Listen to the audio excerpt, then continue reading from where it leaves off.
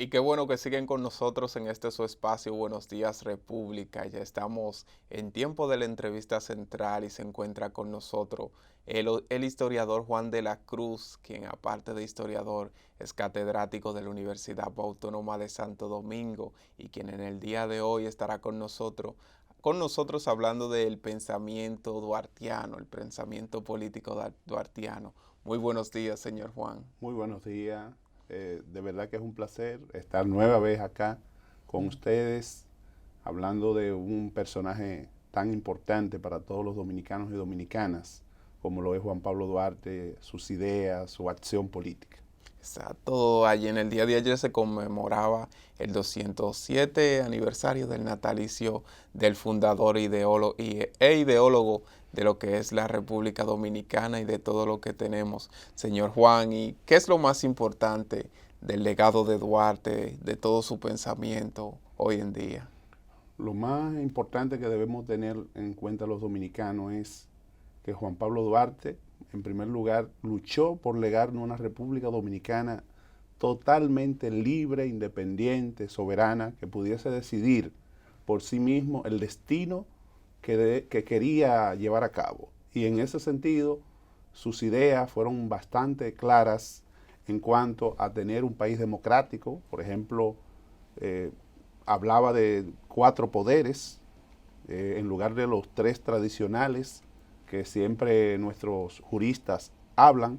En lugar de hablar de poder legislativo, judicial, ejecutivo, él hablaba en primer lugar del poder municipal, como el primer poder del Estado, porque es el poder más cercano a la gente, el poder de donde la gente tiene mayor contacto con los regidores, con los alcaldes, con todos los funcionarios municipales. Y en segundo lugar colocaba, en este caso, al poder legislativo, como el poder que elabora las leyes, que es capaz de representar también a la ciudadanía y de una u otra manera legislar a favor de lo que es el desarrollo del país. En tercer lugar colocaba el poder ejecutivo como aquel poder encargado de las ejecuciones, vamos a decir, de llevar a la práctica las leyes adoptadas por el poder legislativo.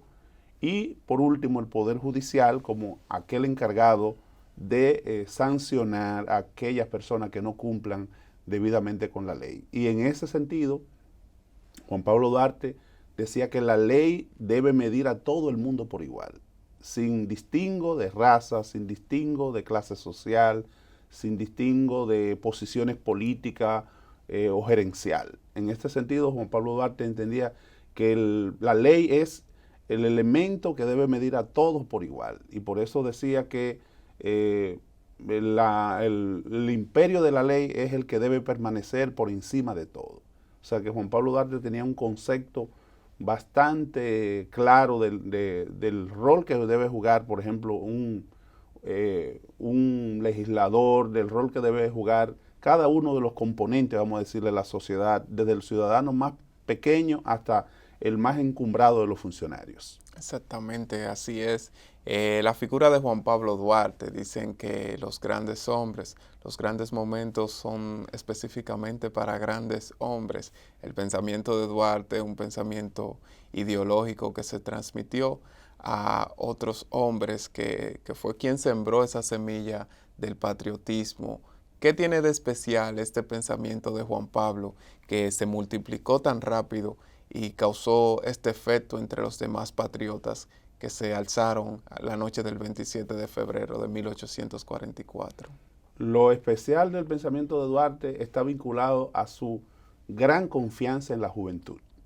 Casi todos los que integraron el movimiento de la Trinitaria eran jóvenes entre 18 a 25 años. El propio Duarte tenía 25 cuando fundó la Trinitaria. Creo que más viejo que Duarte solamente había una persona, pero después la mayor parte de ellos estaban entre 18 y 25 años. Para Duarte la juventud es la que está en la capacidad de producir los grandes cambios de una sociedad. Y él lo demostró claramente con esa decisión de integrar junto a 8 personas más ese movimiento el 16 de julio del año 1838.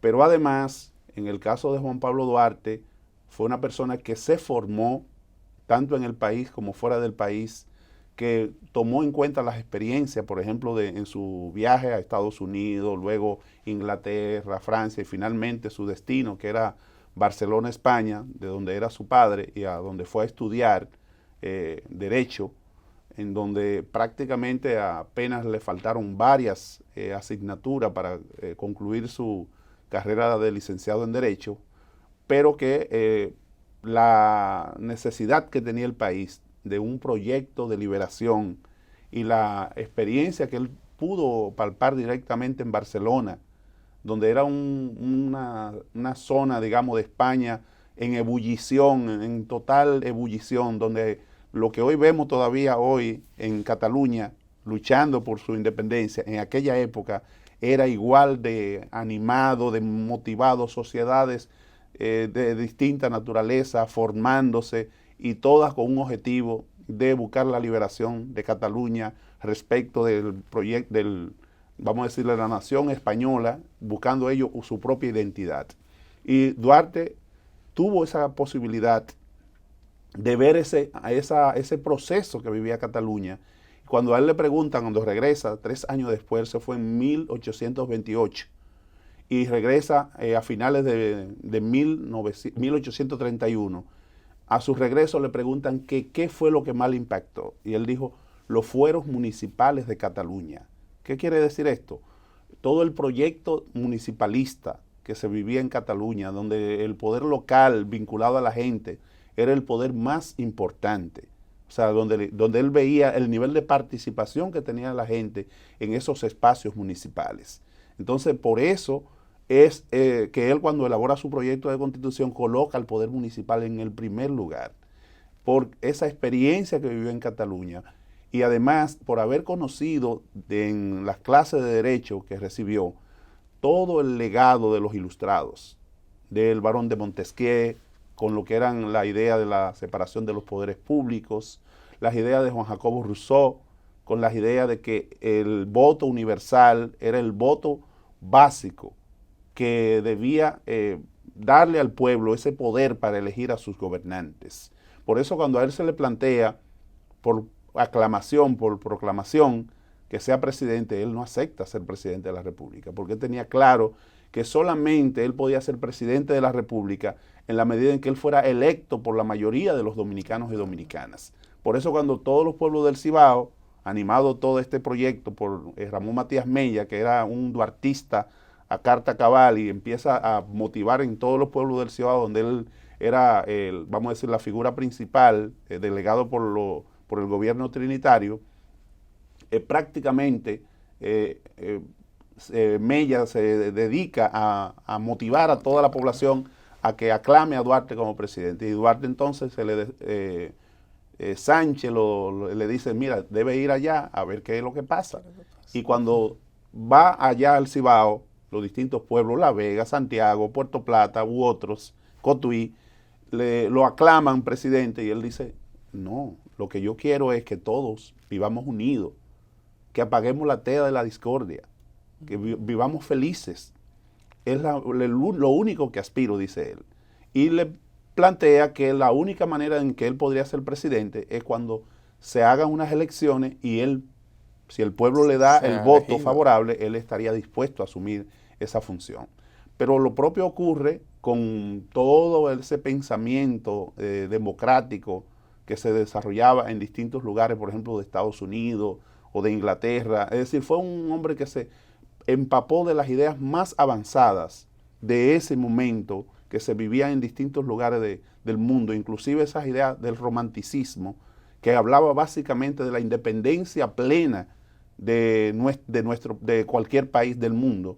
O sea, el hecho de tener una nacionalidad propia. Casi todos los países de Europa habían vivido la idea del romanticismo que planteaba eso, con personas como Víctor Hugo u otros, Espronceda en España, entre otros. Planteaban esa idea de que cada nación debía tener su propio proyecto, debía tener su propia forma de gobernarse. Crear su y propia Duarte se deja influir por todas estas ideas positivas. Y además de eso, en el caso de Duarte, hay un componente muy importante, que es el cristianismo. Duarte, contrario a otros que eran, por ejemplo, o si eran de ideas liberales o ideas ilustradas, rechazaban un poco la parte de la religión y decían que la religión debía estar en los templos y que por el otro lado la ciencia, la filosofía, el arte debían estar en las academias. En el caso de Juan Pablo Duarte, creía que era posible congeniar ambas cosas. Y por eso vemos a un Duarte, pero un cristianismo comprometido, el cristianismo de Duarte. Por eso vemos que incluso en los distintos símbolos de nuestra bandera y de nuestro escudo, vemos los elementos cristianos ocupar un lugar principal. Y el propio nombre de la República Dominicana tiene un matiz cristiano. El nombre de República Dominicana, dominicano, significa siervo del Señor. O sea, pueblo, siervo del Señor. O pueblo de Dios, en todo caso. Lo que significa, por ejemplo, Dominican significa Señor. En este caso, cane, en latín, perro. O sea, siervo, en todo caso. Entonces, el nombre de República Dominicana significa país o república, amante de Dios o siervo de Dios. Lo que nos deja ver claramente que había una visión clara en Duarte de que nuestro pueblo es un pueblo básicamente cristiano. Pero además de eso, agrega otros aspectos. En lo que es el juramento trinitario, habla de la santísima y augustísima Trinidad de Dios omnipotente, que todos sabemos que es Dios Padre, Dios Hijo y Dios Espíritu Santo. Entonces, ese principio es que lleva a los trinitarios a fundar esta sociedad. Y esto se manifiesta en todo. Se manifiesta en el lema, con 3 elementos, Dios, patria y libertad. Esto se manifiesta con los 3 colores de la bandera, azul, rojo, vermellón y blanco, pero no el blanco, un blanco cualquiera, sino el blanco en forma de cruz. Exacto. Y al mismo tiempo nos damos cuenta de que un Juan Pablo Duarte también piensa en 3 elementos no menos importantes. De un lado el laurel, del otro lado la palma, el laurel como símbolo de paz, la palma como símbolo de libertad y el evangelio abierto, la Biblia abierta en San Juan 8:32. Conoceréis la verdad y la verdad os hará libre. De elementos totalmente ligados a lo que claro, es el cristianismo. Sin duda alguna. Entonces, todo eso nos deja ver a un Juan Pablo Duarte que, según nos cuenta su hermana, que fue la que llevó los apuntes de sus ideas, porque muchos de sus escritos prácticamente se perdieron en la persecución de que fue objeto por parte del ejército haitiano, nos dice su hermana que ya a los 6 años había aprendido a leer y escribir y que recitaba el catecismo de memoria. Eso significa que era un jovencito, un niño muy dedicado a lo que era la labor cristiana. Pero además este cristianismo lo mostró en compartir sus libros con sus compañeros de estudio y además habilitar espacio en el almacén de su padre para enseñar a aquellas personas que no tenían los recursos para mandar a sus hijos a la escuela. Es decir, fue una persona solidaria totalmente, dedicado al servicio de los demás. La concepción de la política que él tenía, todos sabemos, que decía que la política después de la filosofía es la ciencia más noble y que debe alojarse en el cerebro de personas igualmente nobles. Es decir, eso nos deja ver a nosotros que para Juan Pablo Duarte la política es una política de servicio a los demás. La política debe ser ejercerse con un sentido ético, y lo demostró además cuando fue designado general adjunto a Pedro Santana para que se trasladase a Baní y junto a Pedro Santana designar un plan de ataque a las tropas haitianas que estaban en Azua. Evidentemente Santana no sabía que Juan Pablo Duarte era una persona con un liderazgo muy influyente y que podía opacarlo a él, y no permitió en ningún momento hacer ese plan conjunto de ataque a las tropas haitianas. Entonces Juan Pablo Duarte pidió que a él se le autorizara a diseñar el plan y ejecutarlo, pero evidentemente no lo pudo lograr porque la gente que estaban en la Junta Central Gubernativa eran gente de Pedro Santana. Entonces lo que le hicieron a Duarte fue mandarlo a buscar para que regresara a Santo Domingo, y Duarte, como hombre disciplinado, que no quería meter en un conflicto a la naciente república, aceptó regresar a Santo Domingo. Entonces lo que quiero decir es que a él le entregaron 1,000 pesos fuertes para trasladarse a Baní. Solamente gastó 173 pesos de esos 1,000 pesos. Y entregó los otros 827 pesos. Y dio un detalle pormenorizado de lo que en qué cosa gastó esos 173 pesos.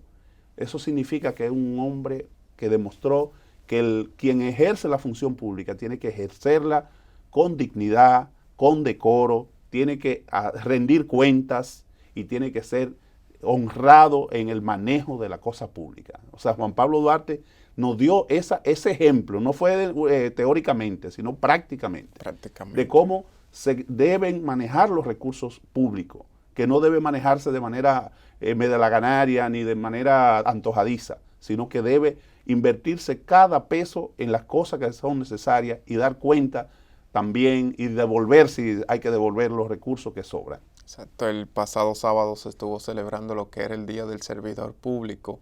En el día de ayer celebrábamos el natalicio de Juan Pablo Duarte. Hoy hablamos de lo que es su pensamiento y tal como usted especifica, el pensamiento, el conocimiento político de Duarte estaba asociado a lo que era el cristianismo. Hoy en día, nuestros principales actores de lo que son la política y los mismos servidores públicos no tienen esa vocación, ese deseo de servir así como servía Duarte.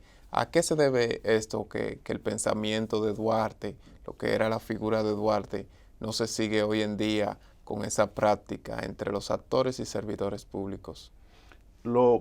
Al parecer, parece ser que la mayoría ha tomado muy equivocadamente las enseñanzas de Juan Pablo Duarte.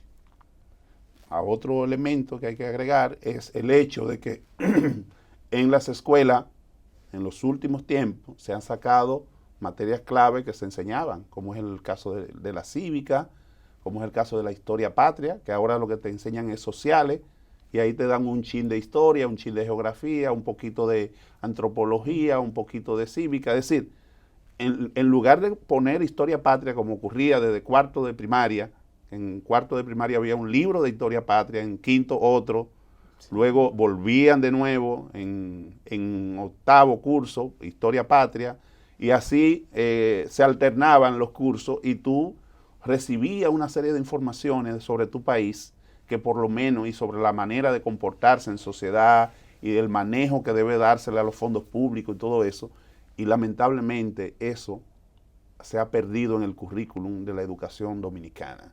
Es necesario volver a reformar ese currículum y poner dentro de ella las asignaturas de historia patria y de cívica propiamente dicho, para que nuestra población entienda que todos esos recursos públicos deben manejarse con pulcritud, con transparencia, ver el ejemplo de personas como Duarte, como Luperón, que en el caso de Luperón igualmente manejó pulcramente los recursos, apenas gobernó un año y en ese año saneó las finanzas del Estado dominicano, pero no solo que la saneó, sino que le dio el apoyo al proyecto educativo de Eugenio María de Hostos, inició el proceso de formación de maestros y maestras, apoyó, por ejemplo, la labor también de apoyo que le dio Salomé Ureña al proyecto de Eugenio María de Hostos a través del Instituto de Señoritas, formándose maestros y maestras para el Estado dominicano y para la sociedad dominicana.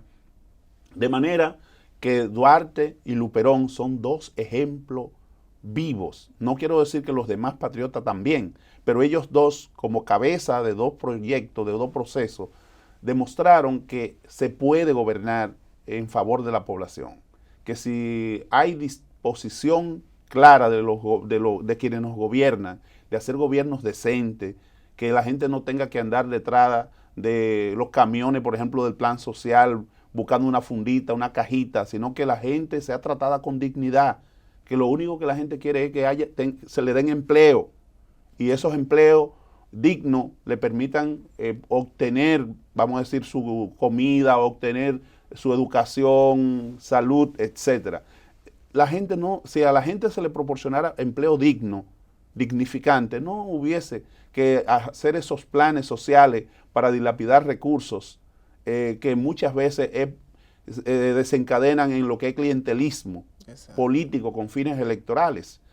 En el caso de Duarte fue claro en esa parte, de que el dominicano debía vivir en una sociedad que le diera todas las oportunidades de ser un ser digno, un ser, vamos a decir, que pueda plenamente realizarse. Y en el caso, por ejemplo, de gobiernos recientes, el de Bosch, por ejemplo, fue un ejemplo de que también buscó tratar con dignidad a la gente. Juan Bosch, en su proyecto de constitución de la constitución del 63, recuperó gran parte del ideario de Duarte. La podemos buscar el proyecto de constitución de Duarte, que elaboró en 1844, cuando se proclamó la independencia, y vemos el proyecto de Bosch, y vemos que perfectamente muchos de los postulados que Duarte planteaba ahí los recoge los constituyentes del 63, lo incorporan a la Constitución Democrática del 63, y puedo decir que el proyecto de constitución del 2010 también recupera muchos de los elementos de la Constitución del 63 y de las ideas duartianas. Lo que falta es ponerla en práctica. Eso es lo que falta. O sea, esa Constitución es una de las constituciones más avanzadas que hemos tenido. Después de la del 63. A pesar de tantos años. Sí, después de la del 63, la del 2010 es muy avanzada. Lo que pasa es que muchos de sus postulados no se llevan a la práctica. Hay muchos enunciados, pero no hay forma práctica de llevarlo a cabo.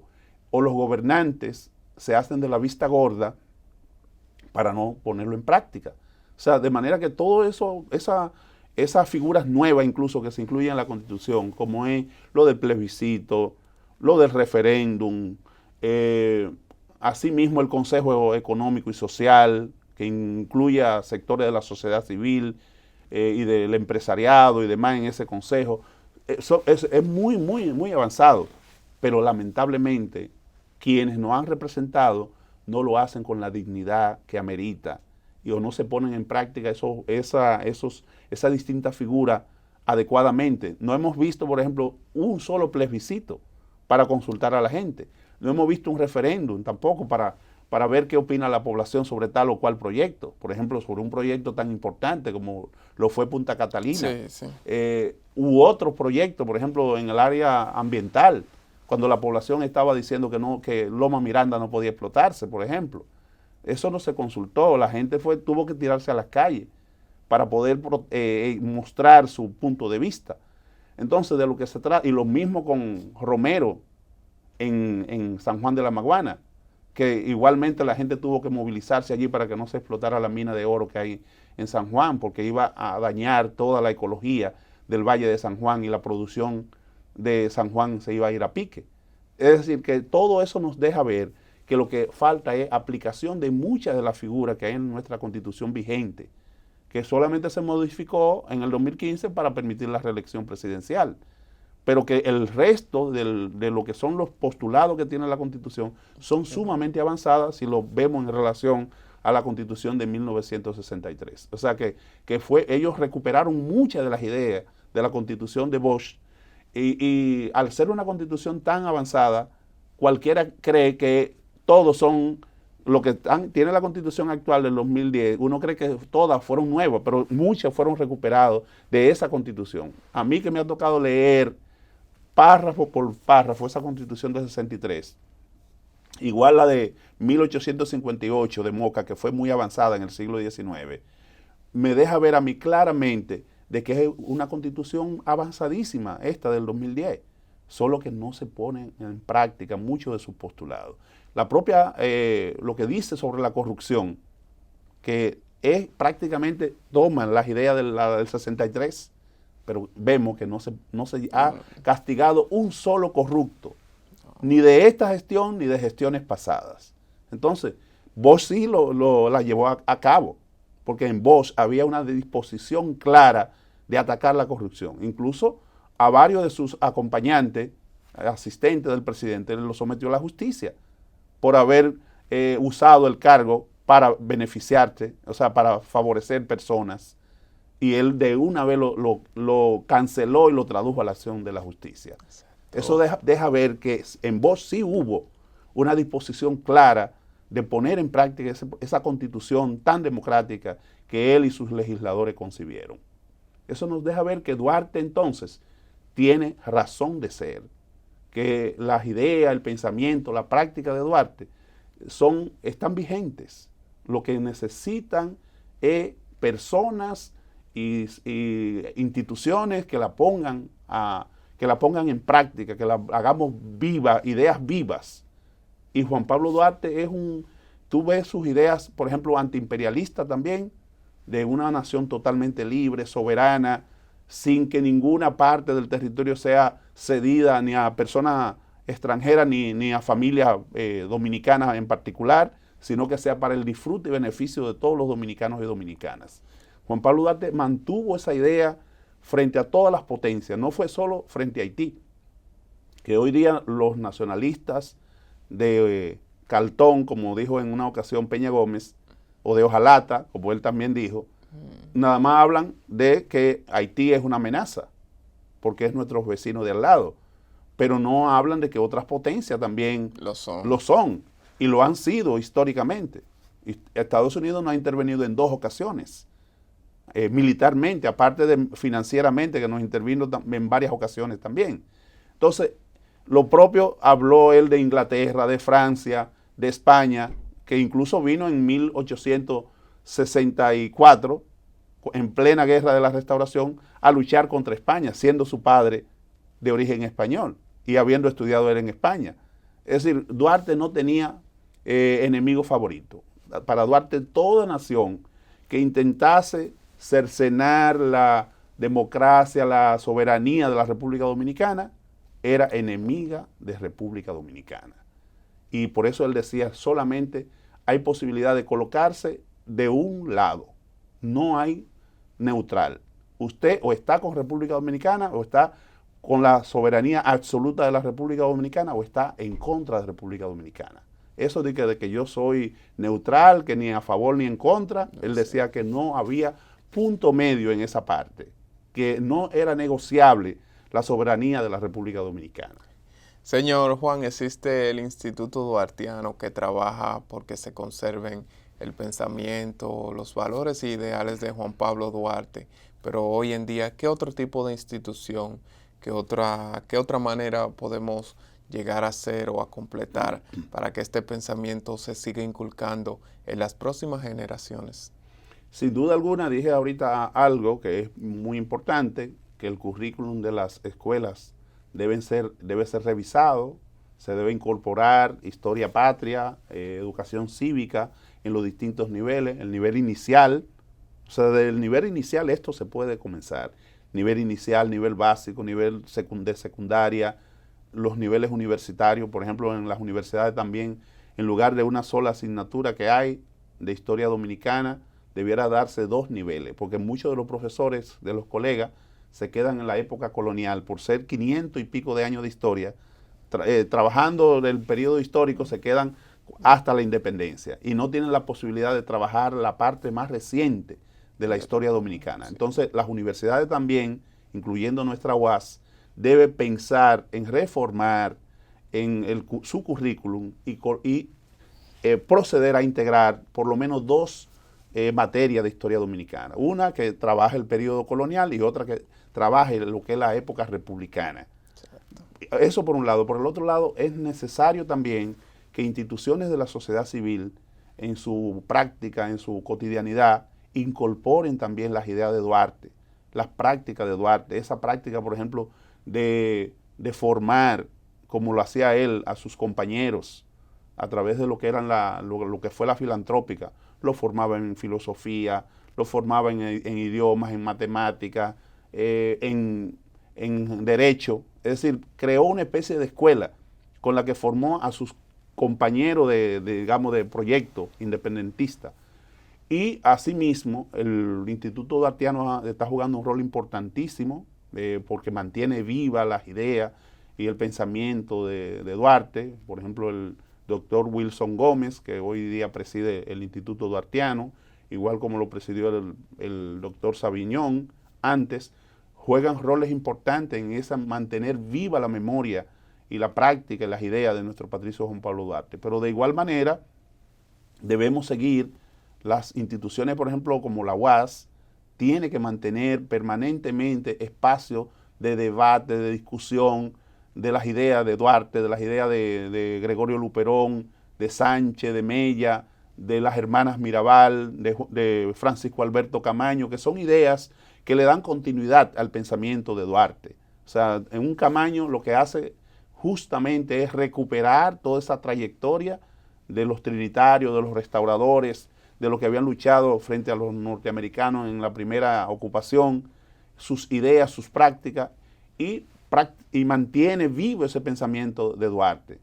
Entonces, de lo que se trata es de que todos los dominicanos y dominicanas entendamos que ese pensamiento de Duarte, de crear una república dominicana, como él la soñó, una república dominicana donde haya abundancia, como decía Duarte, decía fecunda en bienes, una república dominicana fecunda en bienes, pero no para repartírsela en una minoría, sino para la gran mayoría del pueblo dominicano, para que haya una distribución de la riqueza, para que esa riqueza llegue a todos, sin hacerlo a través de programas asistencialistas, sino a través de un trabajo digno, como dije ahorita, que era lo que contenía la Constitución de Bosch. El elemento principal de la Constitución de Juan Bosch decía, el primer aspecto para la dignificación del ser humano es que tenga un trabajo digno. Y a partir de ahí las personas tienen posibilidad de educarse, de tener salud, de tener una recreación sana, es decir, de tener las cosas esenciales. Porque solamente usted con un empleo digno es que puede conseguir los demás. Y en ese sentido, una población formada, con formación, es una población que también va a estar en capacidad de cuestionar las cosas malas que haga cualquier gobernante.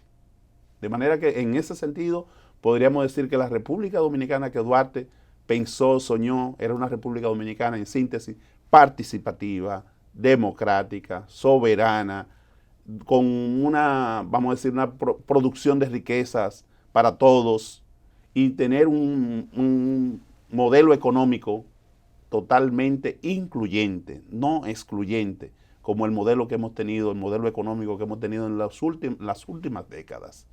De manera que todo eso nos dice a nosotros que está pendiente completar la obra, el pensamiento y la acción de Juan Pablo Duarte. Exacto. Usted decía al principio de la entrevista que la formación familiar, la formación religiosa y la misma formación académica de Juan Pablo Duarte es parte fundamental de lo que fue el pensamiento del fundador de nuestra república. Todo esto, conocimientos, toda esta formación en conjunto creó la ideología de lo que es el personaje de Juan Pablo Duarte, quien tuvo toda esa oportunidad de estudiar incluso en un país extranjero. Aparte de todo eso, ¿qué otra característica clave y fundamental tiene este pensamiento de Duarte que pudo provocar o pudo causar ese estallido entre esos jóvenes patriotas que lo siguieron en sus ideales?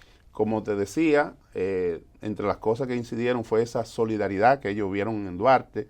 Por ejemplo, cuando Duarte retorna del extranjero, ve a uno de sus compañeros, José María Serra, se da cuenta, él no sabía que era José María Serra el que estaba tirando unos pasquines en hora de las madrugadas y que cuando la gente despertaba, leía esos pasquines denunciando los atropellos que cometía el ejército haitiano en la ciudad de Santo Domingo y en otros lugares.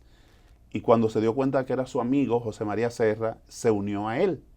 O sea, era una persona que no tenía un ego de que si no soy yo, no hay nadie, sino que él se unió a su amigo, le dijo, puedo apoyarte, elaborando también yo algunos para que lo distribuyamos juntos. Es decir, que una persona con la capacidad que tenía Duarte y siendo de clase media alta, no tenía ningún tipo de miramiento en dedicarse junto a José María Serra, su amigo, a elaborar los pasquines y en las madrugadas juntos distribuirlo por debajo de la casa.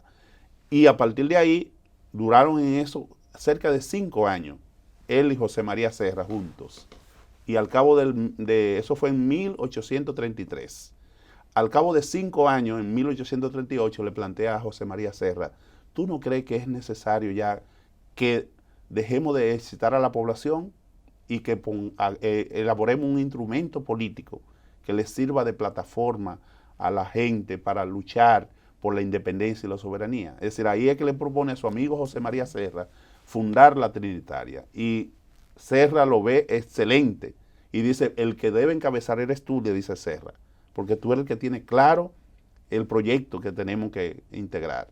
Serra se integra, integran a 7 compañeros más de su gente más cercana, y a partir de ahí es que deciden en ese día del 16 de julio de 1838, en la casa de uno de los jóvenes que integraron, Juan Isidro Pérez, en la casa de Chepita Pérez o Josefa Pérez de la Paz, como normalmente se llama, como es su nombre, pero que cariñosamente todos le llamaban Chepita. Sí. En ese sentido, lo hacen frente a la iglesia Nuestra Señora del Carmen, que estaba ubicado en lo que hoy es el arzobispo Noel. Y justo aprovechan que esas festividades religiosas de Nuestra Señora del Carmen, que para todo el mundo pasaba desapercibido que alguien entrara o saliera de la casa de Chepita Pérez, porque estaba frente a la iglesia. Sí. Entonces, en ese contexto es que deciden fundar la Trinitaria, y eso nos deja ver a un Duarte que, además de colaborar con sus compañeros en lo que fue el proyecto, con el caso de José María Serra, también tuvo la capacidad de proponer, de hacer una propuesta más trascendente, esta de crear una organización, un movimiento político de liberación. Y eso nos deja ver entonces que la juventud nuestra también ha estado en un proceso muy interesante. Aunque muchos hablan de que la juventud de hoy está, vamos a decir, despistada, eso es totalmente falso. Nuestra juventud, por ejemplo, está orientada claramente a cosas muy importantes. La mayor parte de las luchas que se han desarrollado en los últimos años han sido luchas encabezadas por los jóvenes. La lucha porque en los Haitises no se construyera una cementera, por ejemplo, porque eso iba a depredar el medio ambiente y los recursos naturales de ese pulmón de República Dominicana llamado los Haitises. La lucha por la preservación de Loma Miranda. Han sido jóvenes en su mayoría que lo han encabezado. La lucha por la preservación de Romero en San Juan de la Maguana, para que no se exploten esos recursos naturales en aras de tener la explotación minera, y que eso lo que va a dejar es hoyo, contaminación, y el oro y la plata se va a ir a otras manos y a otros países. De igual manera, hemos tenido en la mayor parte de las luchas que se ha librado por el 4% para la educación, ha sido la juventud que ha estado militantemente con su sombrilla amarilla, o estuvo militantemente con su sombrilla amarilla, haciendo los plantones en distintos lugares de la capital y del interior. Sí. Y lo propio podemos decir de la Marcha Verde. La Marcha Verde, por ejemplo, que se libraron luchas en contra de la impunidad y la corrupción, es la juventud que ha estado mayormente encabezando esos procesos. En esta parte de la Marcha Verde, mayormente gente de clase media, pero que es juventud en definitiva. Exacto. Entonces, todo eso nos deja ver a nosotros que la juventud nuestra no está tan despistada como a veces nosotros creemos. Lo que tenemos cierta edad, vemos a los jóvenes de hoy que no lo vemos involucrados como antes, como eran en los años 70, años 60, en guerrillas, en acciones militares contra el gobierno, en luchas populares de las que yo fui parte, muchos de ellos, incluso fui de la Dirección Nacional del Colectivo de Organizaciones Populares junto a Ramón Almanzar. Encabecé muchos llamados a huelga y muchas acciones en mi propio barrio. En esa época vivía en Capotillo y era el coordinador del Comité de Acción Popular de Capotillo. Pero los tiempos actuales son distintos. Los jóvenes de hoy han entendido que la lucha pacífica también puede dar buenos resultados. Y lo ha dado. O sea, si no hubiese esa Marcha Verde, el nivel de impunidad fuera todavía mayor del que existe. Entonces, esas son formas específicas que la juventud de hoy ha buscado para luchar y para obtener una República Dominicana más democrática, más participativa, más incluyente y más soberana, como Duarte la concibió. Es decir, que no todo está perdido. La juventud de hoy tiene una posibilidad de hacer uso de las redes sociales, de manifestarse por esas redes, y ya no solamente tenemos los medios tradicionales, sino que tenemos esos medios alternativos, donde la gente no tiene que pagar un chele, ni tiene que pagar payola, ni tiene que para que se le escuche, sino que lo hace directamente a través de sus cuentas, a través de sus distintas expresiones, por ejemplo, en las redes sociales. Eso nos deja ver que estamos en una sociedad distinta. Ahorita justamente nosotros hablábamos de que antes, para hacer un programa de televisión teníamos que tener 4 o 5 camarógrafos. Ahora, desde una computadora, tú puedes manejar las cámaras de televisión sin necesariamente tener todo ese personal, lo cual evidentemente reduce la capacidad de empleo en muchos casos, pero también te desarrolla la tecnología al máximo nivel y demuestra que hay que capacitarse más. Que el camarógrafo que solamente sabía manejar la cámara mecánica ahora tiene que dedicarse a estudiar informática para poder manejar desde una lacto todas esas cámaras y poder estar al máximo nivel. Exacto, estar acorde con el tiempo. Exacto, acorde con el tiempo. Eso nos dice a nosotros que la República Dominicana, aunque tiene muchas dificultades, sin embargo, si vemos 2 o 3 o 4 décadas atrás, la República Dominicana ha logrado avances muy significativos, aún con las situaciones que hemos tenido de distintos gobiernos que no han ido a gobernar adecuadamente. A pesar de eso, la República Dominicana ha avanzado enormemente en estas últimas décadas. Y, por ejemplo, así lo evidencia un estudio que hizo hace varios años Fran Moya Pons, que se llama El Gran Cambio, auspiciado en este caso por lo que es el Grupo Popular, Financiero Popular, en donde demuestra que de los años 60 al 2013, que fue que se escribió el libro, en esos 60 años el país había logrado una transformación profunda de sus estructuras a todos los niveles. Lo que nos deja ver que a pesar de las dificultades que hemos tenido en los gobiernos, las acciones mismas de los gobiernos, sin embargo el país, motivado por la participación activa de la gente y motivado por los distintos actores, tanto públicos como privados, se ha logrado un avance sustancial de la República Dominicana. Ya para finalizar, usted como conocedor e historiador de lo que ha sido la vida de Duarte, el pensamiento político y todo lo referente al fundador de nuestra república, ¿algún mensaje que quiera enviar en especial a la juventud dominicana, a la clase política y a todos los actores que forman parte de lo que son las instituciones públicas? Sí, lo primero es decir que estamos apenas a unos días de las elecciones municipales que se van a desarrollar el 16 de febrero. Eso significa que nuestra juventud tiene que votar por lo mejor, no importa en qué partido esté lo mejor.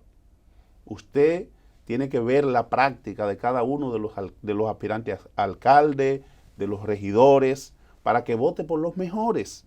No tenemos que estar apandillados con uno que a lo mejor no ha hecho nada.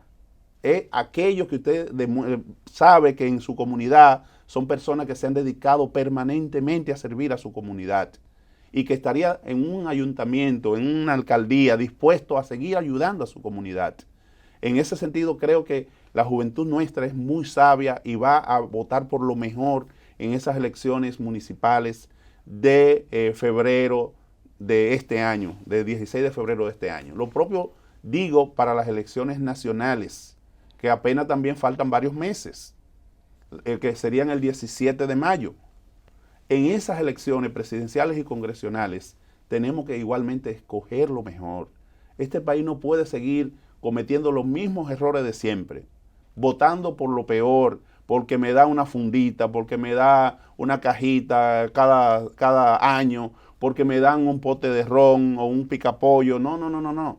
Tenemos que votar conscientemente por las cosas y por aquellas personas que vayan a hacer los cambios, las transformaciones que necesita la República Dominicana. En ese sentido, la juventud nuestra es una juventud que está siguiendo el ideal duartiano. El ideal duartiano es justamente luchar hoy día por la preservación de los recursos naturales. Esa es la lucha que el Duarte de ayer hubiese librado hoy. Una lucha por la preservación del medio ambiente y los recursos naturales frente a las transnacionales que quieren explotar nuestros yacimientos mineros y dejarnos los hoyos, la contaminación, las aguas contaminadas, las tierras contaminadas, y la juventud ha sido clara en esa parte. Entonces, también debemos luchar porque la educación nuestra, además del 5% que se logró, hacer que ese 5% se destine correctamente, que no se destine nada más en construcción, como ha ocurrido hasta ahora, sino que se destine también a la formación de los maestros, a mejorar las condiciones de vida de los maestros, pagándole un sueldo digno para que se estimulen a ser cada vez mejores y se formen cada vez más y podamos tener una República Dominicana verdaderamente cualificada en términos educativos, en términos una salud también pública, que se destinen los recursos también públicos a una salud de verdad. Que no tengamos personas, por ejemplo, muriéndose en los hospitales por falta de equipo, por falta de personal médico. O sea, tenemos que aspirar a que esta República Dominicana sea cada vez mejor. Exacto. Agradecemos la presencia del señor Juan de la Cruz, quien en el día de hoy estuvo con nosotros en la entrevista central aquí en Buenos Días República. Esta es su casa y las puertas de Buenos Días República siempre estarán abiertas para usted. Y nada, seguimos con más tras la pausa. Bertico Rodríguez Don Bachata estará con nosotros con todo el contenido del ámbito del espectáculo. Usted no se mueva, que esto es Buenos Días República.